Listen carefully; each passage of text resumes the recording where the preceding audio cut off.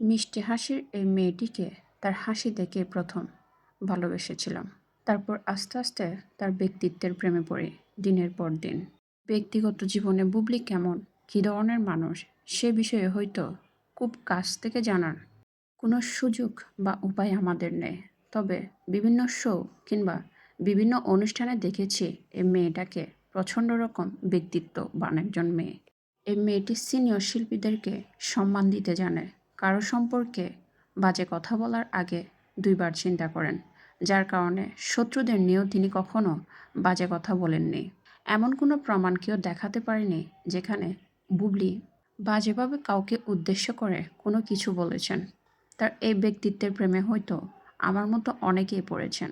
কিন্তু এই পছন্দের বুবলিকে নিয়ে যখন কেউ মিথ্যে নিউজ কিংবা মিথ্যে খবর দেখি, সত্যি বুকের ভেতরটা কেমন জানে মোচড় দিয়ে উঠে। বিশ্বাস করতে ইচ্ছা হয় না এই মেয়েটি এসবের সাথে কোনোভাবে জড়িত। তবুও আমরা মানুষ, আমরা ভুল করি, আমরা ভুল মানুষের প্রেমে পড়ি। আমাদের সামনে যা যেভাবে উপস্থাপন করা হয় আমরা সেটিকে সেভাবে বিচার বিবেচনা করে নিজেদের মতো সিদ্ধান্ত নিয়ে কাউকে মন্দ বা ভালো বলার চেষ্টা করি।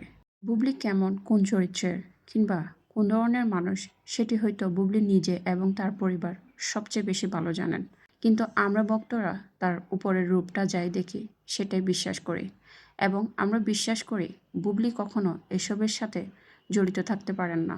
সত্য সবসময় সুন্দর। আশা রাখি বুবলির ভক্তরা বুবলিকে ঠিক যেভাবে চিনে, বুবলি ঠিক সেভাবেই দিনের পর দিন নিজেকে প্রমাণ করে যাবেন। আশা রাখি বুবলি তার ভক্তদের কখনোই হতাশ করবেন না। আমি বারবার একটা কথাই বলি, কারো প্রতি আপনার বিশ্বাস, কারো প্রচণ্ড রকম ভক্ত হতে পারেন, তবে মনে রাখবেন অন্ধভক্ত হওয়া কিন্তু মোটেও উচিত নয়।